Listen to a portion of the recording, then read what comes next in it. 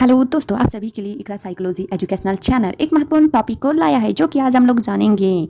Meaning and nature of dream, जिसे स्वप्न कहा जाता है और बोलचाल की भाषा में सपना कहा जाता है। सपना या स्वप्न एक ऐसी घटना है जो हम सब वो के साथ घटित होती है। इसमें दूसरे शब्दों में यह भी कहा जा सकता है हम सभी लोग स्वप्न देखते हैं। क्या आप लोग भी स्वप्न देखते हैं? तो कमेंट बॉक्स पर ज़रूर कमेंट करें।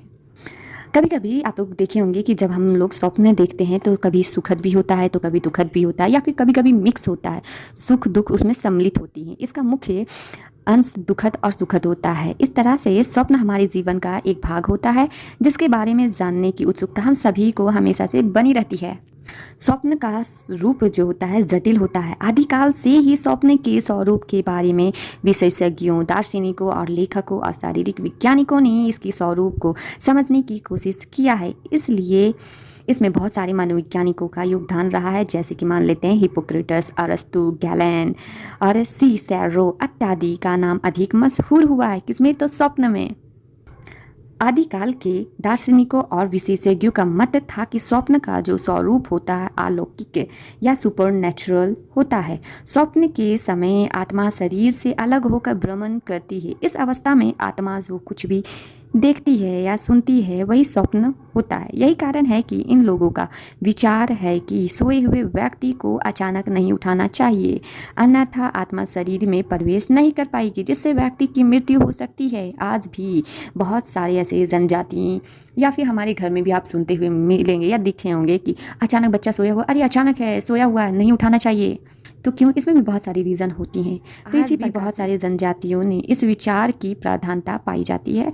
इस तरह से दार्शनिकों का मत है कि स्वप्न दैविक शक्ति का एक प्रतिफल है। जब व्यक्ति पर भगवान खुश हो जाता है तो उसे सुखद स्वप्न मिलता है, और रुष्ट जब होते हैं भगवान तो दुखद स्वप्न दिखाते हैं। ठीक इसी प्रकार कुछ लोगों ने, जिसकी सिसेरो का नाम जो अधिक मशहूर बतलाया गया है स्वप्न का स्वरूप, जो इन्होंने कहा है कि स्वप्न जो होता है अर्थहीन होता है। स्वप्न गत दिनों की अनुभूतियों से उत्पन्न असीमता प्रतिमाओं का एक अर्थहीन कड़ी होता है। स्वप्न की इस अर्थहीन स्वरूप मतलब मीनिंगलेस स्वरूप की मान्यता अधिक दिनों तक नहीं बनी हुई रहती है। ठीक उसी प्रकार से स्वप्न के स्वरूप की व्याख्या शरीर के भीतर होने वाली परिवर्तनों के रूप में करने की कोशिश की गई है।